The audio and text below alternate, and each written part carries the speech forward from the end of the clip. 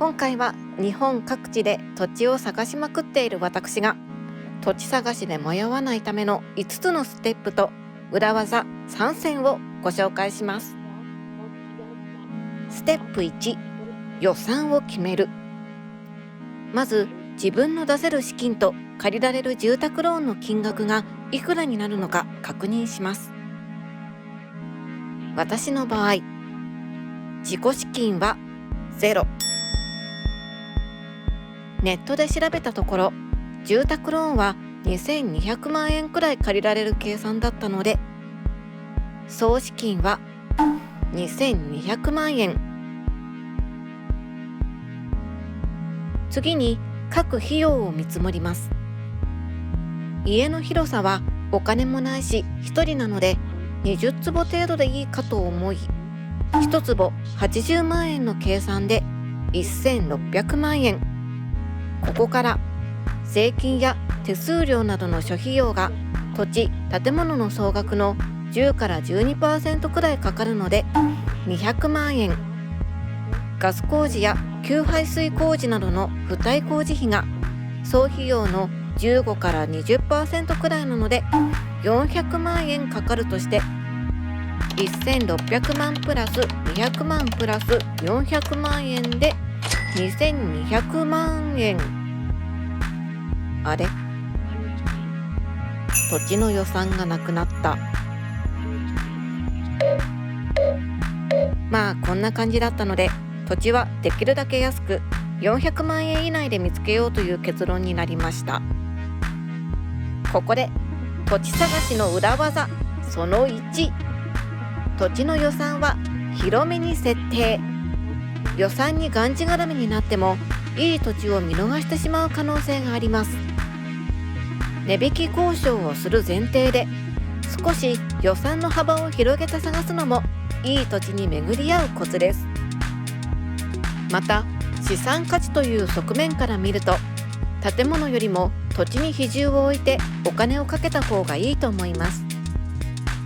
建物の価値は家が建ったその日からどんどん下がっていき、築20年にもなると資産価値はゼロに等しくなります。将来手放す時のことを考えて、売りやすい土地に身の丈に合う家を建てるという選択肢が一番賢いのかもしれません。ステップ2、条件のリストアップと優先順位を決める。次に絶対に譲れないポイント、逆にこれだけは絶対に嫌な NG ポイントをリストアップし、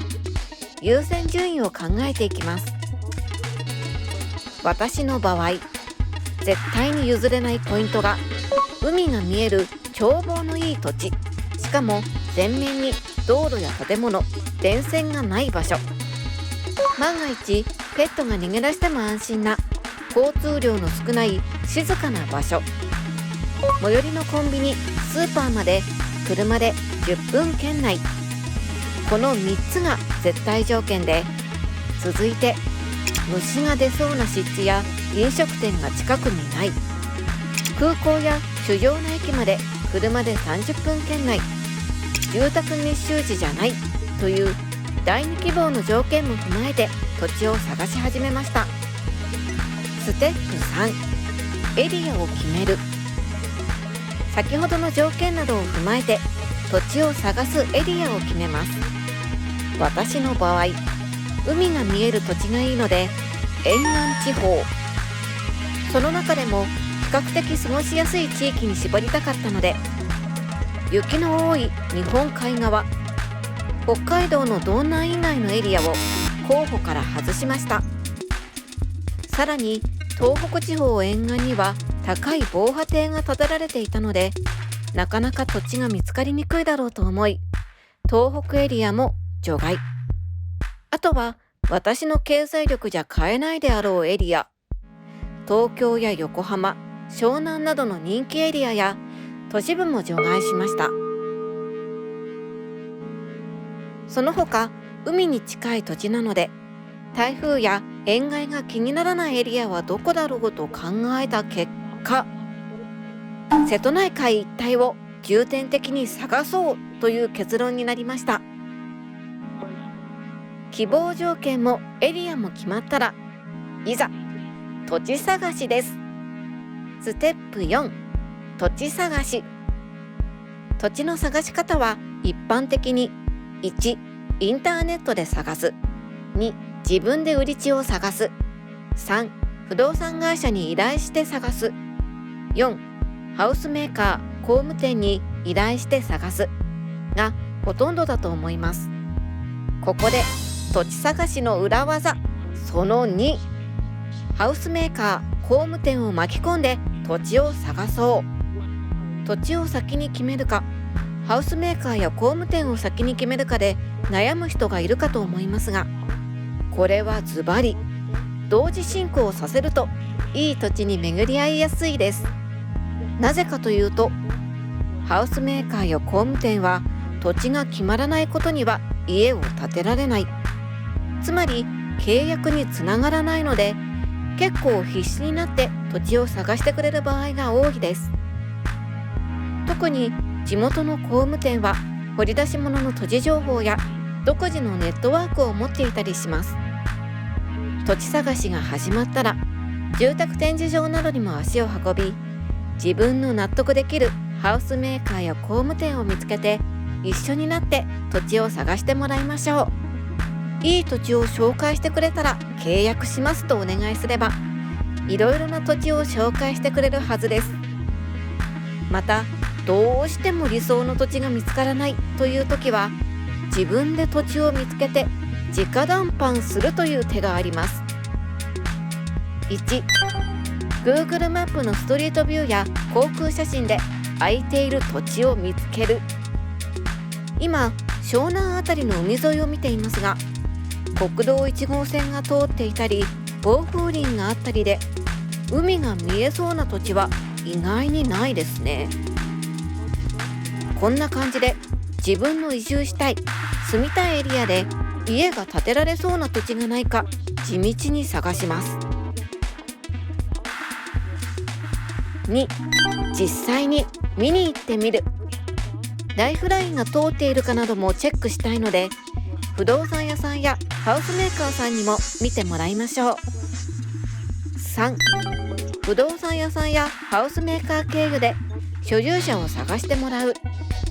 もしくは自分でも法務局のウェブサイトなどから所有者を探すことができます。4、土地の所有者と交渉して土地をゲット。もちろん売る予定がないと断られたり、周辺の相場より高い値段を提示されたりすることがあるので、買えたらラッキーくらいに思っておくといいです。交渉に時間がかかったり、所有者と連絡がつかないこともあるので、結構チャレンジングな手段ですが、どうしても気に入った空き地や空き家がある場合はやってみる価値はあります。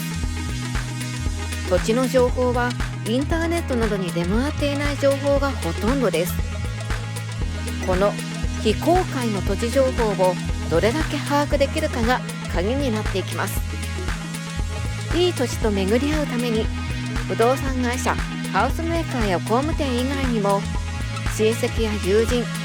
空き家バンクを管理している自治体などにも情報提供をお願いしてみましょ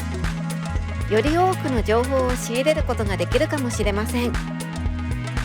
最後に、土地探しの裏技その3、住宅ローンの事前審査は面倒でもやっておこう。そしていざいい土地が見つかった時にやっておいた方がいいのが住宅ローンの事前審査。事前審査は面倒なイメージがあるので後回しになりがちですが、実は結構簡単にできます。事前審査をすれば実際に自分が借りられるであろう金額が明確になるし、何より不動産会社や土地の所有者に与える印象が良くなるんです。どういうことかというと、ステップ5、買い付け証明の提出。気に入った土地を見つけたら、この物件が気に入ったのでこの金額で買いますという購入の意思を伝えるために、買付証明書というものを提出します。ただ、いい土地は競争率が高いもの、複数の買付証明が入った場合、通常は先に買付証明を出した人が優先されますが、この時にローンの事前審査が済んで資金計画がちゃんとできている人とそうでない人では、売り主に与える印象の良さに差が出てきます。土地の所有者、売り主にとって土地を購入できるだけの資金が相手にきちんとあるかが重要なポイントです。資金計画がきちんとできている人の方が信用できるから、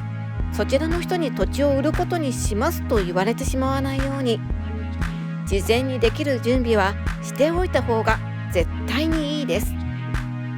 ちなみに買付証明書は法的な効力はないので、提出しても必ず土地を購入しなければならないわけじゃないし、キャンセルしても基本的には違約金などのペナルティは発生しません。ただ、売り主は購入意思があるものとして真摯な対応をしてくれるはず。むやみやたらに買付証明書を出す行為は慎むべきですが、気に入った土地を見つけたらなるべく早く買付証明書を提出して購入の意思を示しましょう。いい土地は早い者勝ちです。ということで、瀬戸内海で土地を探した結果、いくつか気になる情報をゲットできました。私の場合、日本全国から瀬戸内海沿岸まで的を絞れたのですが、それでもだいぶエリアが広いので土地探しに結構時間がかかりました。今度こそ理想の土地と巡り合いたいと思います。次回ということで、やってきました広島。今回は広島駅からも比較的近い瀬戸内海に浮かぶ倉敷島&江田島で土地探し。瀬戸内の穏やかな海と気候に癒されまくりました。